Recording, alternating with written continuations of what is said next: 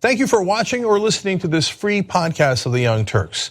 We want to make sure that you get some portion of the show every day, but if you want the full show, which is actually 5 segments, come become a member and support independent media as well. tytnetwork.com/join. Meanwhile, enjoy the free podcast. All right, back on the Young Turks. Lots of stories today. Sorry, I'll do tweets in the next segment. Let's just go right over here and tell you about something slightly positive. Okay. So, tragic shooting in Parkland, Florida. 17 people dead. Now, people are reacting and fighting back. And the people that are leading the charge, in this case, kids, students, including a demonstration out in front of the White House today. Let me show you some of the pictures. Exactly 17 DC students lie down in front of the White House today, obviously to protest their lack of any action in protecting the kids and doing any type of gun control, and they're asking the White House to take action, and I hope they do. And one of the reasons they said that they were doing it is because they said, look, there's been basically one school shooting every other day in the year 2018. We don't know. It literally could be us tomorrow. That's powerful. All right, now some of the students that were in the last shooting in Florida have spoken out and are continuing to speak out, also saying we must take action. Let's go to student Cameron Caskey first. My message for the people in office is you're either with us or against us. We are losing our lives while the adults are playing around. And we have received endless support from your generation, and we thank everybody for that immensely because we really appreciate it. We don't need you. On March 24th, you are going to be seeing students in every single major city marching, and we have our lives on the line here. And at the end of the day, that is going to be what's bringing us to victory and to making some sort of right out of this tragedy. So I'm going to tell you more about that march in a second and give you the information on how you can participate. But now let's go to Emma Gonzalez, another student from the high school. So what do you say to the NRA? Disband, dismantle. And don't make another organization. Yeah, don't make another organization under a different name. Don't you dare come back here. Well, I know that, of course, I know for a fact, it's the next story we're going to do for you guys, the conservatives are now attacking the students. But I think that you might have a different point of view if you saw one of your best friends and your classmates getting shot in the head. So I think that these kids are brave. I love that they're speaking out. They are unfortunately right that the adults don't appear to be doing anything. So here's more from Cameron Caskey. Much more that needs to be done, and much more that people like Marco Rubio and Rick Scott are not doing. And it's scary to think that these are the people who are making our laws when our community just took 17 bullets to the heart. And it feels like the only people who don't care are the people making the laws. Yeah, it's not that they don't care, to be fair. They just care more about the checks they get from the NRA. That's what corruption looks like. Last one from Emma Gonzalez.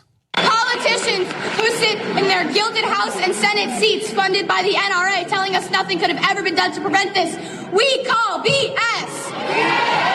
They say that tougher gun laws do not decrease gun violence. We call BS. They say that no laws could have been able to prevent the hundreds of senseless tragedies that have occurred. We call BS.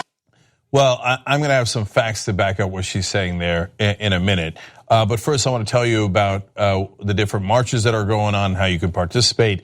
The National School Walkout, planned by the Women's March organizers, will be on March 14th at 10 a.m. in each time zone. It calls for students, faculty, parents, and others to walk out of school for 17 minutes, 1 minute for each person who was killed in the Florida school shooting. Here's the website and the Facebook page for them. Obviously, these are complicated URLs. That's okay. We have it down below in the description box on YouTube and in the comment section on Facebook, so you can just click on them. Also, for the next one, this is the one that the students were talking about. The March for Our Lives is scheduled for March 24th. The details are thin right now, but students and activists plan to march on Washington, D.C. and other U.S. cities. I'm quoting Vox there. Here's their websites and Facebook URLs, also in the description box and comment section. depending on where you're watching this. And Vox continues to explain that both the events will focus on calling Congress to act on gun violence, which is very logical. But, I mean, it should be the least controversial thing on the planet after this massacre and the one before that and the one. We've had 4 massacres in the last 5 months. I'm not talking about mass shootings. That's almost every day. Massacres, dozens of people shot. You got Sutherland Springs, Texas, where they lost 26 people in a church, 58 people in Vegas. Obviously, Parkland just happened. But it's a controversial position in Washington. The Republicans are like, do something about gun violence? Oh, no way. No way. The NRA pays my bills. I'm not going to touch that if my life depended on it, and it might. Steve Scalise was shot. Comes out. He's like, are the checks still clearing? Yeah? Okay, great. I'm still with the NRA. Okay. The day, now here's a 3rd March. The day set for actions is April 20th. Which will be the 19th anniversary of the massacre at Columbine High School. Alternate reporting on that 3rd March. The Twitter account for the National School Walkout, which will start on Friday, declares, we are the students, we are the victims, we are change. Their Facebook link is right here.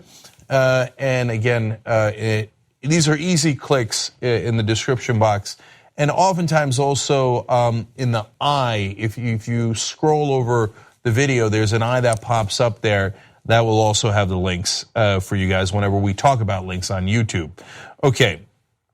Now, let me give you some of the stats that shows that Emma Gonzalez is right about gun violence in America. The U.S. makes up less than 5% of the world's population, but holds 31% of global mass shooters. That is not an accident, and the rest of the data bear that out. The U.S. has nearly 6 times the gun homicide rate of Canada, more than 7 times that of Sweden, and nearly 16 times that of Germany, according to the United Nations data compiled by The Guardian. Gun deaths are a big reason that America has a much higher overall homicide rate than other developed nations. Turns out we are number 1. We're number 1 in killing ourselves with guns. That is literal. It is a fact. And by the way, this is not, hey, the U.S. has 16 times as many gun homicides than Germany, but we're a bigger country. No, it's per capita. Per capita. We kill ourselves with guns at a rate 16 times higher than Germany. You know why? Because there's not a lot of guns in Germany. And there's a ton of guns in America. They get in a fight in Germany, they do. You know why? Because they're humans. And they yell at each other. And maybe they slap or punch each other, and that's terrible. Here in America, we get in a fight, grab a gun, shoot someone, and kill them. That's why our homicide rate is way higher, and we have the mass shootings to boot. Here, let me show you another graph on mass shootings. This is a chart that shows you number of guns in the country and then number of mass shootings. Hey, look at that. Turns out the more guns you have, America is almost off the chart there in the upper right corner. The more mass shooters you have, and the rest of the world is in the lower left corner. They don't have very many guns, and they don't have very many mass shooters.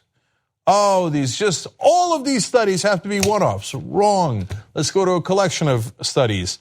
In 2016 review of 130 studies in 10 countries, published in the epidemic, oh God help me. I'm just gonna do that over. Not today, devil, not today.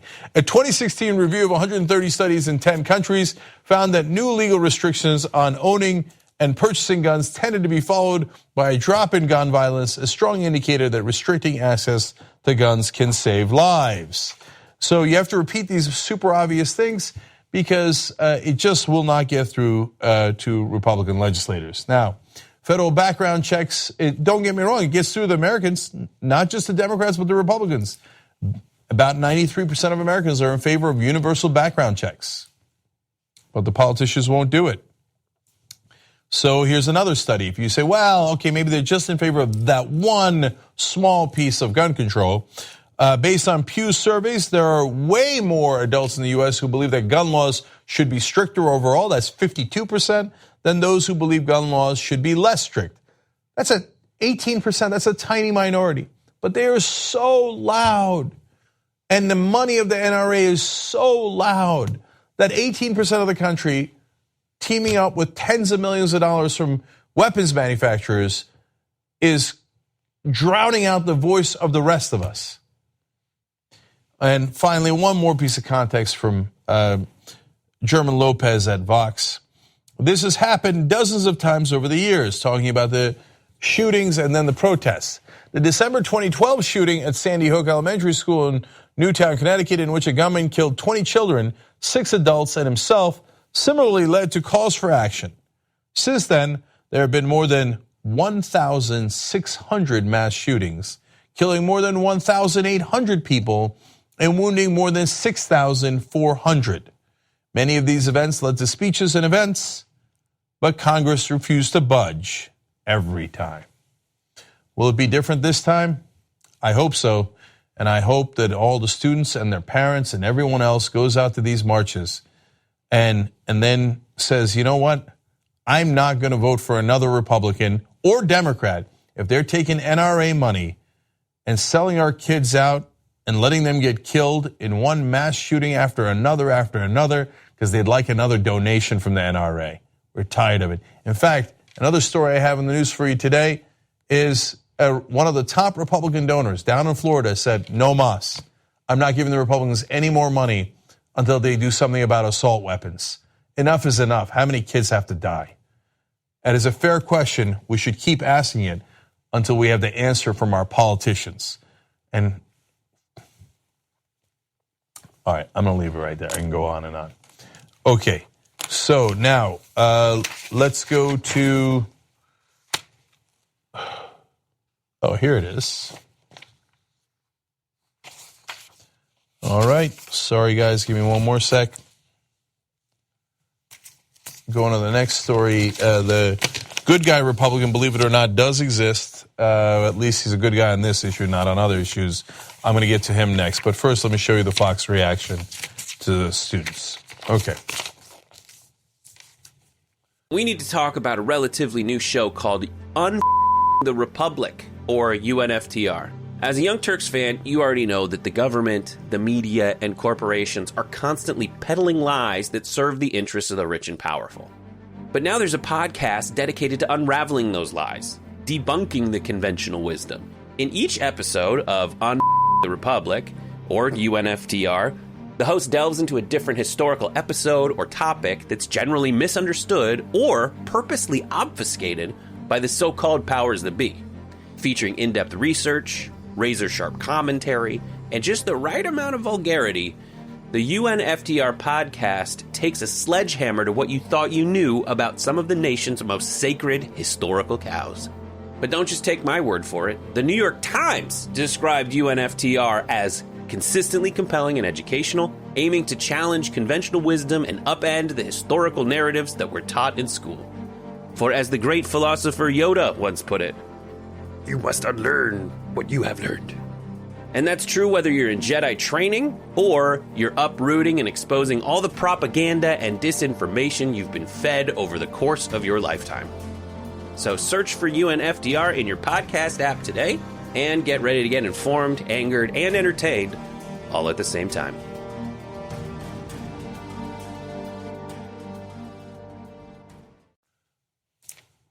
So after the Parkland shooting in Florida, a lot of the students down there are going to demonstrations. They're speaking out on television. They explain on TV how they saw their friends get butchered and massacred right in front of their faces. And so they understand that adults aren't going to do anything. Our political system is sick. So they're speaking out. Here's some of the stuff that they're saying. Delaney Tarr says, because of these gun laws, people that I know, people that I love have died, and I will never be able to see them again. That's a student at the high school where the shooting happened. A crowd chanted at one of these protests, vote them out, vote them out. There was a sign that said, hashtag never again. Well, unfortunately, we're on a countdown to it happening again, because it always does in this country, because we have no gun control. But that is the point of these rallies. And another sign said, hashtag do something now. They are right about the fierce urgency of now, because we're all on a countdown to the next school shooting. It's a near guarantee at this point. If your kids are in a school somewhere, are you sure that's not the next school to get shot up? There's no way to be sure. The only thing we can be sure about is until we do something about gun control, I guarantee you, I said near certainty, but unfortunately it's not. It's an absolute certainty. I guarantee you there'll be another school shooting. The only question is where and if it involves your kids. Another sign said simply, don't let my friends die. Okay, so Fox News reported on this, and then they sent out a tweet about their article. Nothing wrong with that, so glad they did. Some of the comments from the followers of Fox News on Twitter. All right, well, let's just show you. Deplorable Dan with hashtag MAGA writes in, they all need to shut up. Now remember that after a shooting, a lot of times people like myself will say we need gun control. Why? Because I'm tired of seeing kids get shot. And I know for a fact that more guns leads to more school shootings, more mass shootings, and more gun homicides. That is true all across the world. 130 studies have proven it out. Okay, what do the right-wingers online say? Oh, man, you have no respect for the victims. You know, you speaking out while this emergency is still an emergency, while we haven't forgotten about it, while we haven't done our delay tactics and never taken any action on it. It is outrageous. What about the victims? As if they care about the victims. Now they're telling them, why don't you just shut up already? Well, it turns out you don't like their message. You don't like that they didn't like to see their friends murdered right in front of them, and now you're telling them to shut up. If it was just one, okay. And look, I grant you it's social media, but there is an ugliness out there. Brandon writes in, I wonder how much this kid's being paid. Yeah, of course. Because you'd have to be paid to be bothered to see some of your best friends murdered right in front of you. Some of the kids literally saw the bullets going into their friends and killing them. Oh, they're being paid. So now here's another obnoxious meme from the right wing. Have they no decency? No, none whatsoever. Let me see this now. They took a old movie picture and put it up. Oh, you just did the Tide Pod challenge. Please tell us all your ideas for gun control. In other words, kids are so stupid. Ha ha, you kids, what would you know about gun control? Well, they know a lot about it. I'm not sure anybody in the country knows more how damaging it is more than they do. They saw it with their own eyes. Now here's another tweet. Kids using the mainstream media to try to demolish the Second Amendment and have a police state like communist governments. No, that'll never happen. So you think asking your friends, asking the government to do something about your friends being murdered in front of your eyes is the equivalent of becoming communist? Yeah, I'm sure those kids, they're all about the communist agenda. For everything for the right-wingers is all about like some extreme ideology. It's all projection. Since they're extremists, they think, oh, no, that kid is not disturbed by his best friend being murdered and seeing 17 dead bodies in the hallways of his school. No, it's that the kid's a communist. Okay, great. I got two more. How could it get worse? All right, well, let's go to Chris Thomas. Wonder if they had rallies planned weeks before this tragedy. Oh, I see. Of course, it's a conspiracy. Oh, I'm so sick of their grotesque conspiracy theories.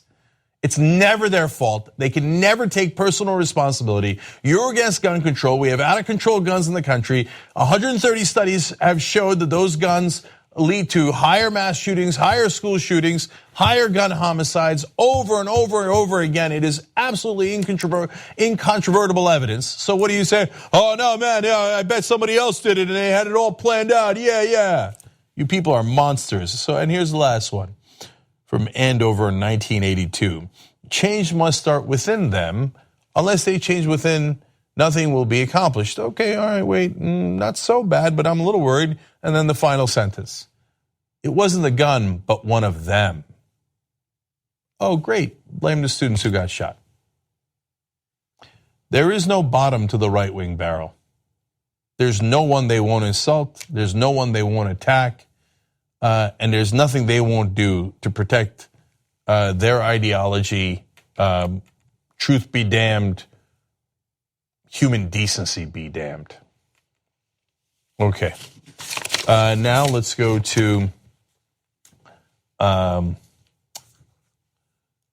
one Republican donor that actually is doing the right thing. I'm trying to be fair, give credit where credit is due, okay?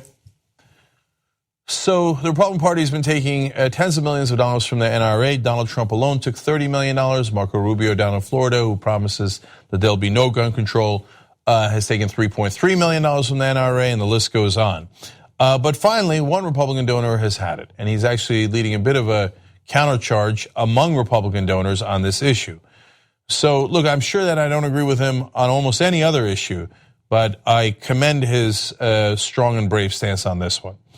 New York Times explains, a prominent Republican political donor demanded on Saturday that the party pass legislation to restrict access to guns and vowed not to contribute to any candidates or electioneering groups that did not support a ban on the sale of military-style firearms to civilians.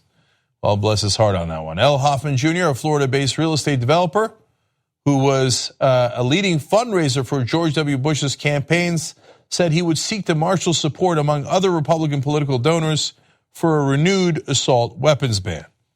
Now, this is not a minor donor. He has given millions and millions of dollars to different Republicans running for office throughout the years.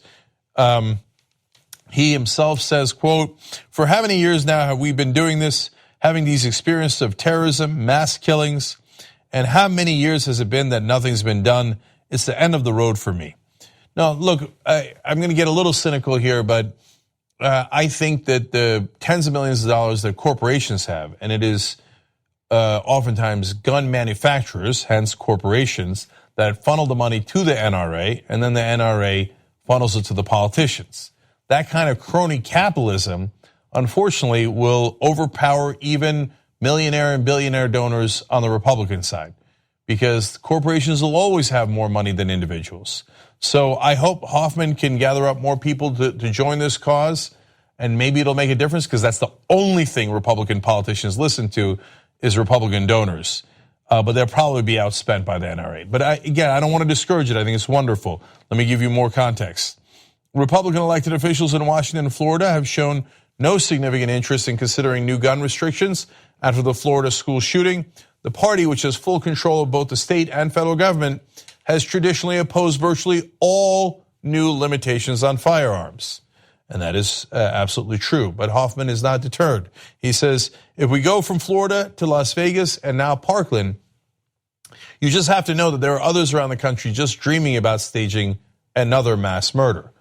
That is absolutely true. And tick tock, until we have another one. It's coming. It's around the corner. Don't get surprised when it happens. And there'll be another mass shooting, unfortunately, very soon. All right. Now it has spread to other donors as well. Peter S. Rummel, a Jacksonville-based donor who gave $125,000 to Jeb Bush's super PAC in 2016, said he was on board with Mr. Hoffman's plan and would only contribute to candidates supportive of banning assault weapons. He said the Parkland shooting was a turning point. Look, it's sad that Sandy Hook was not a turning point. It's sad that Orlando was not a turning point. Las Vegas was not a turning point. Then when Gabby Giffords, a congresswoman, was shot in the head, that was not a turning point. Steve Scalise was shot, a Republican congressman, that was not a turning point. But at least for some Republican donors, we have now hit a turning point. And thank God for that. Hoffman says, I will not write another check unless they all support a ban on assault weapons. Enough is enough. And he says, furthermore, I'm going to email every single donor I know in the Republican Party and try to get them on board. We really got to start a little movement here. I will take help wherever it comes from, and I don't care how much I disagree with Al Hoffman Jr. on other issues. We'll fight on those issues, and we'll fight in the battle of politics and ideas and ideology. In this case, he has taken a bold and correct stance. And hey, Republicans, if these people don't represent you and you're tired of the mass shootings and the massacres as well, and you're worried that the massacre might be coming to your town next, because it probably will, then you should join people like Al Hoffman Jr. and others and make sure that the Republican politicians who are blocking any action on this issue are gone and don't represent you. Elect other Republicans that are not bought by the NRA. Go to Democrats, do whatever you need to do, but don't give another dollar or another vote to any politician, and by the way, that includes some Democratic politicians, to any politicians taking money, blood money from the NRA to make sure that they do not do any gun control or take any action on all of these massacres that we're all suffering. Not one more dollar, not one more vote.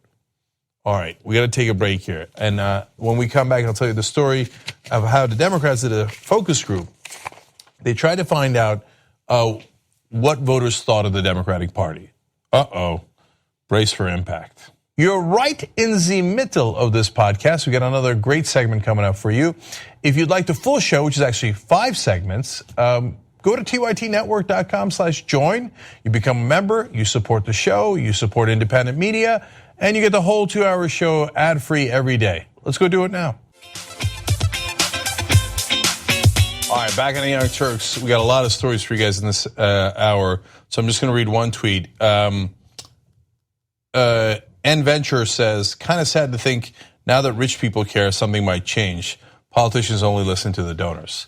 It's true. That was the story about the Republican donor saying, well, I'm not going to give you millions of dollars anymore unless you're for some small amount of gun control. Yeah. So at least that money talks.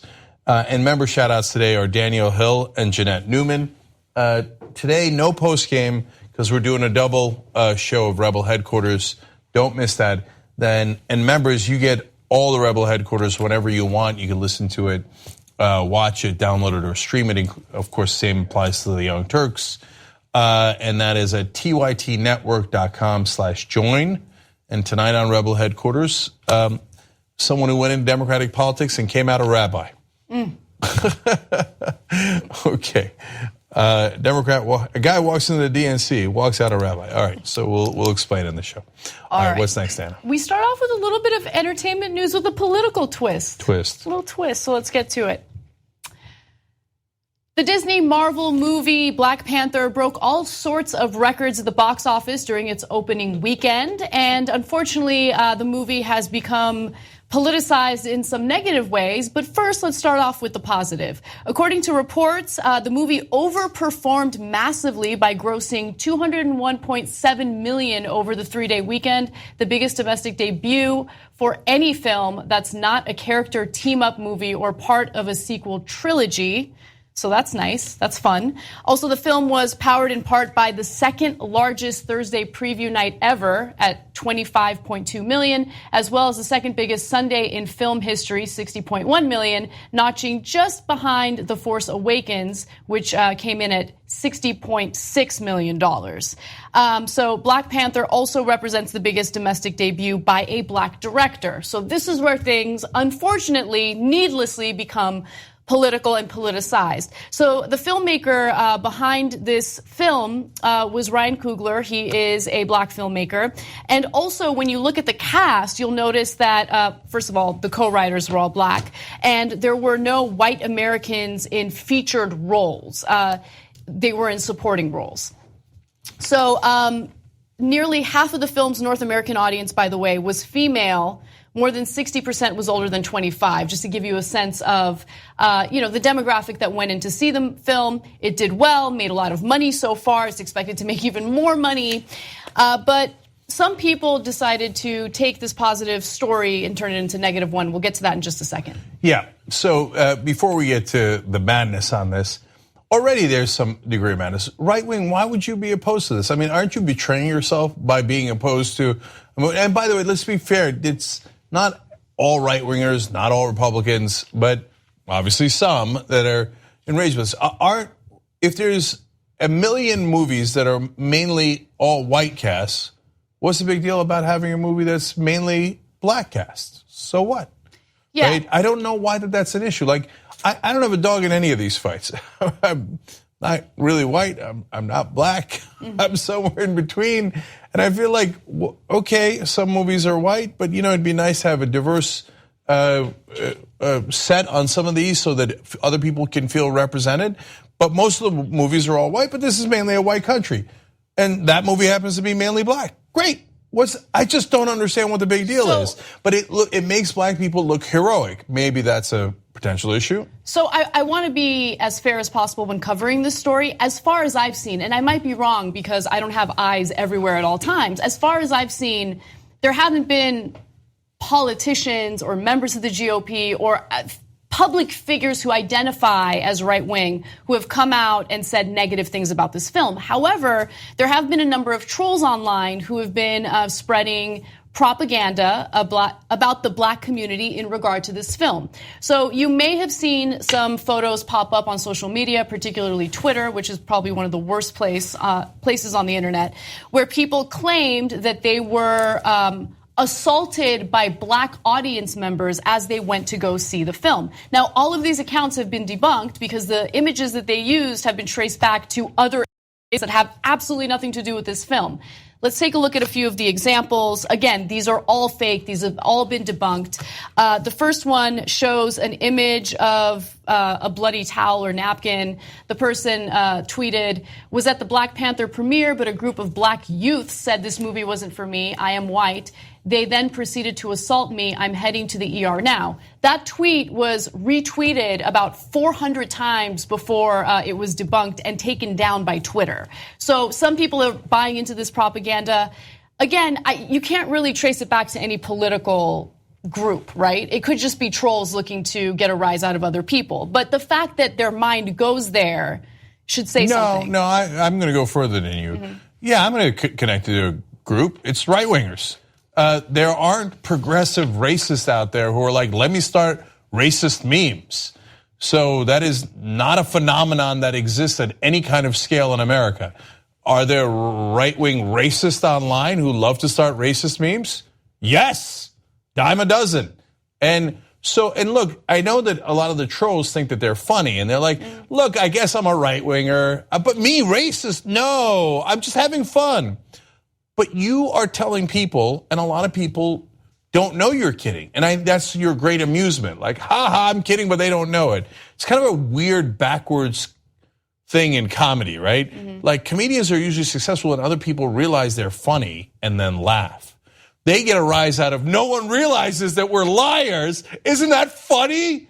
But in reality, if they don't realize you're lying, they might actually think that black people attacked a white person. Mm-hmm. Now, that's an anecdote. It happens to be a fake one, but it could scare people.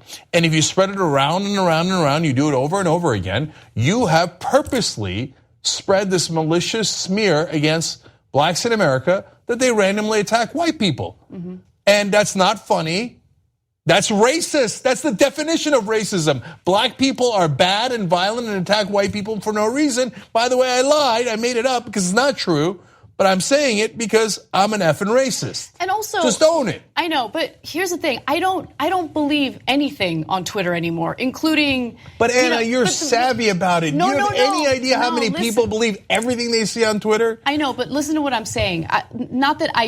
Of course, I'm not going to believe this kind of like propaganda, racist propaganda. But more importantly, it's hard for me to believe that it's actual people behind these tweets. And what I mean by that is it could be bots. It could be a small group of people that like to, lead to some divide in the country by using whatever technology they have to maximize the number of these types of tweets. That's what I mean. Yeah, I understand. And it could be that initially it was a couple racists here and then the Russians thought, oh, this is wonderful. Right. Ooh, we love racism. It divides America perfectly, right?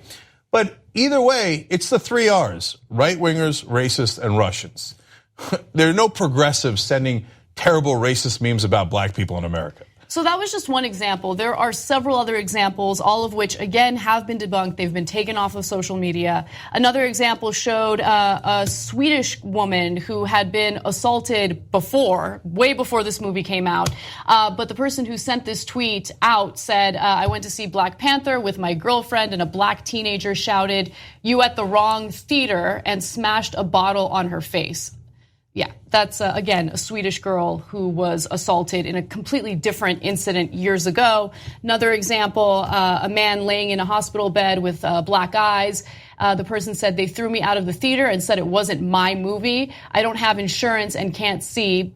That was 23-year-old Michael Voller, who was hit in the face in London in May of 2017 in an attack that was reportedly precipitated by anger over the results of a soccer game.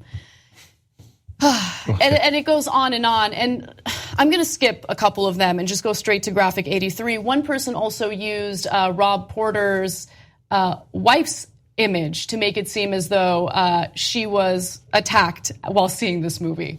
And they're pretending, of course, that she was a different person. But that is particularly ironic. The right wing using the ex-wife of a right winger who had committed domestic abuse against her in the allegations that have been laid out recently about Rob Porter. So a Republican beats up his wife, then they use the picture to say black people did it at a Black Panther movie screening.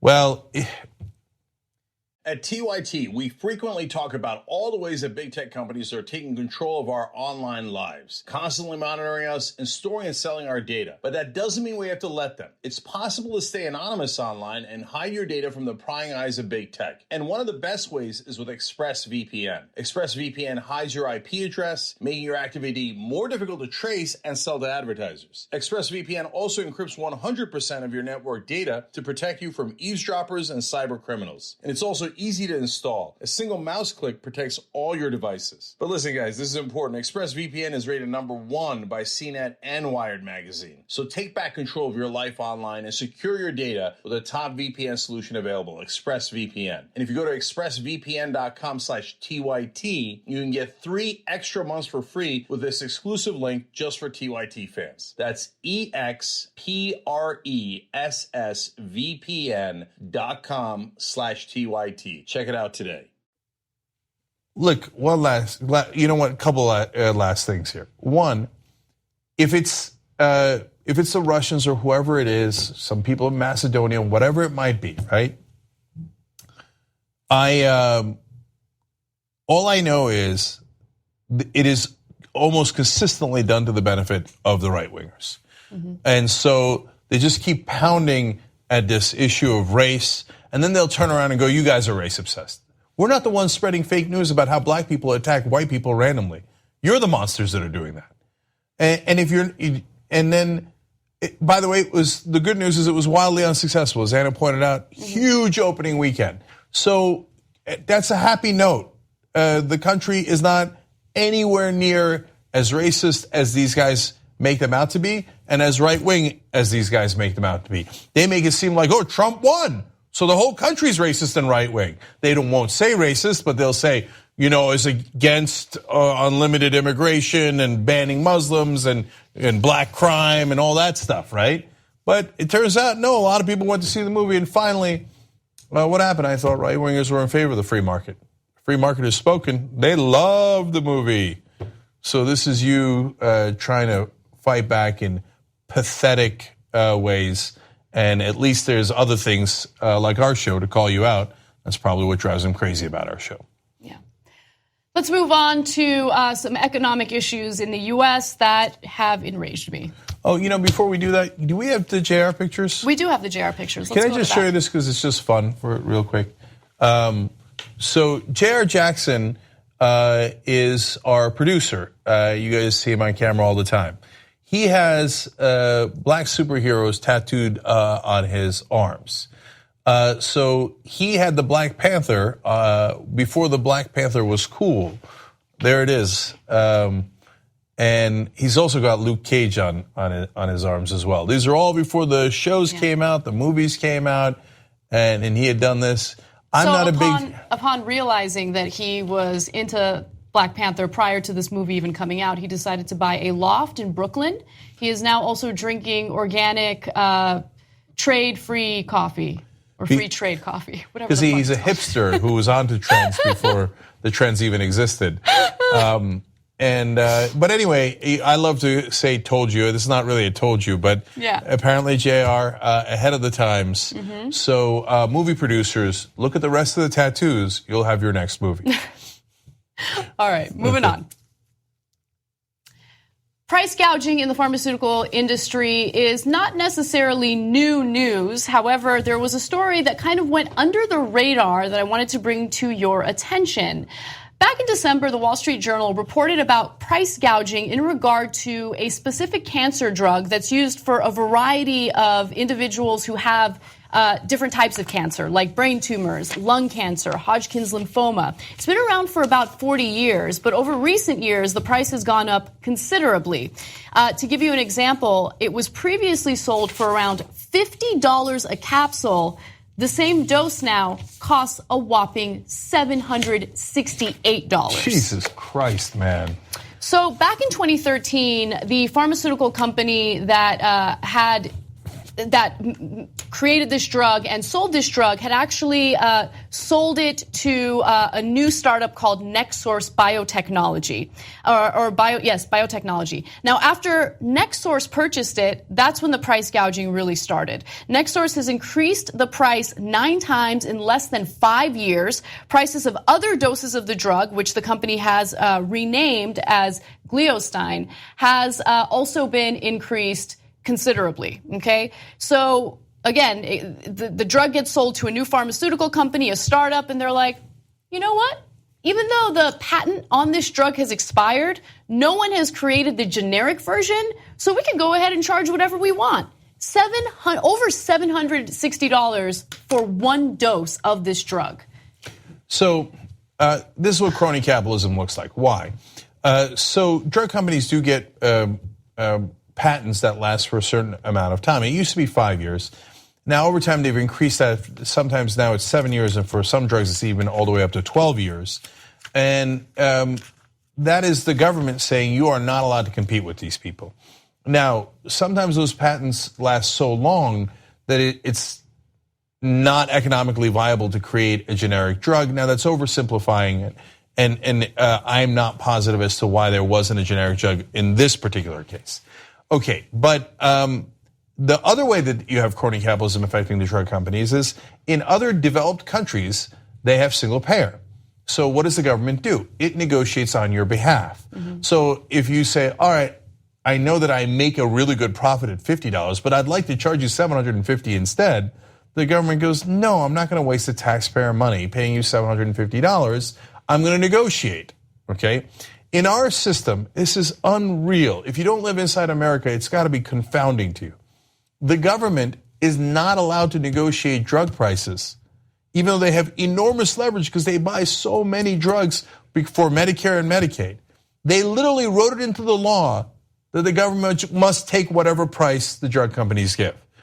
How is that possible? How could you, I mean, if it was a business and you told the business, you must pay whatever the person is charging you down the supply line, you'd be like, that's outrageous. No, I should be able to negotiate. Right. No, but they took that power away. Why? The drug companies are the #1 donors to politicians. And since they give so much money to the politicians let them rob us blind.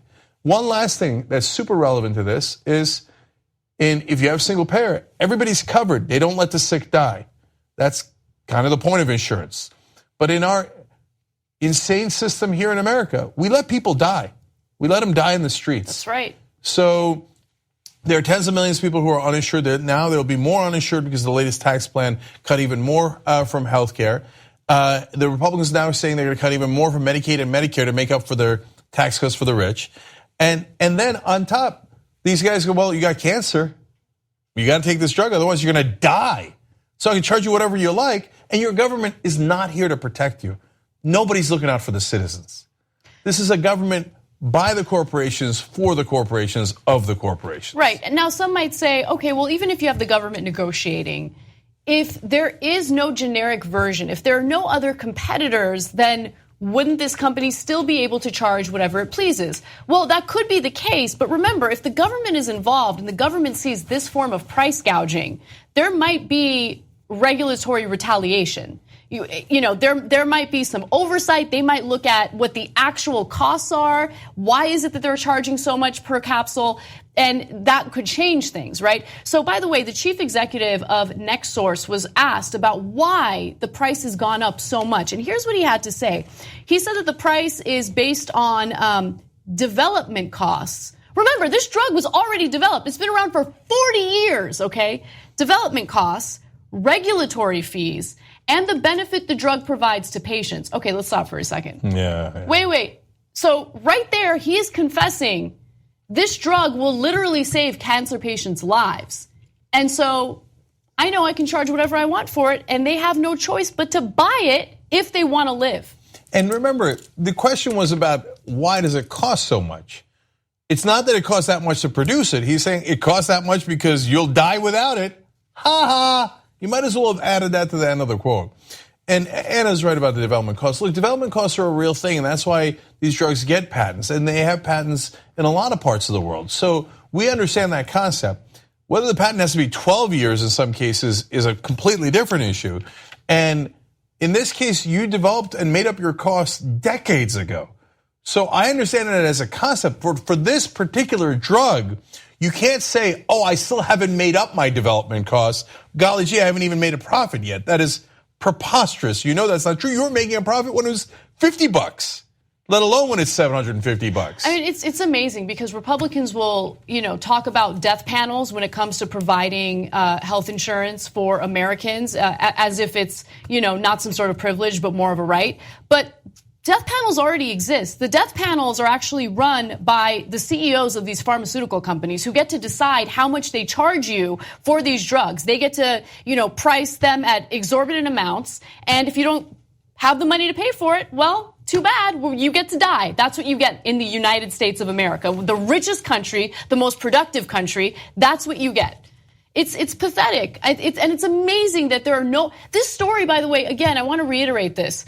It was published in December, and no one talked about it. The only reason why I found out about it was because it was republished by a different news organization, and it came across my desk. And I'm like, how do people not know about this? Why aren't people outraged about this? Well, did it come in the form of a tweet? Because if it didn't, cable news can't be bothered with it. It has to do with real issues. And by the way, putting the kidding aside about cable news, who are the top advertisers on cable news? Oh, right, pharmaceutical companies. Are you having trouble getting an erection because you're 89 years old and you watch cable news? Well, don't worry. Here's a drug company who's going to give millions of dollars in advertising. They're not going to touch those guys. The politicians get paid by them. The mainstream media gets paid by them. And lo and behold, look at that. The politicians don't do anything and the media doesn't cover it. Final thing for you guys. I want you to understand. This is not capitalism. This is crony capitalism. So I am not in favor of setting prices. So we can get into debates about that, but I think price controls are a bad idea, and I think they pervert the market. And it winds up hurting the middle class and the poor as well. Okay, but put that debate aside. I want you to understand something. This is not price setting. It is normal in a free market to set limits so that there is not price gouging. So I'll give you an easy example. A natural disaster happens, they run out of water and food. Now, somebody could go in and go, now water is no longer $1 per bottle, it's $100 per bottle or $1,000 per bottle, and if you don't have it, you're gonna die and your kids are gonna die. Well, the government steps in and says you're not allowed to take advantage of a situation like that. That is not price setting, that's price gouging, and we will not allow it because we are here to protect our citizens. Because it's supposed to be a democracy where our representatives represent us and look out for us. Unfortunately, we've lost that in this country because we've allowed unlimited legalized bribery. And so our politicians are bought, and they're going to let them do this to us over and over again. Countless people will die because they can't afford it. It's sickness on a grand macro scale. Thanks for watching or listening to this free version of the Young Turks podcast. You know that the full show is at tytnetwork.com/join. If you become a member, you get the full show ad-free. We love you for watching or listening. Either way, there's going to be a new free podcast tomorrow. You can keep on doing that. But if you want to get the full show ad-free, tytnetwork.com/join. Thanks for listening to the full episode of The Young Turks. Support our work, listen ad-free, access members-only bonus content, and more by subscribing to Apple Podcasts at apple.co/TYT. I'm your host, Cenk Ana, and I'll see you soon.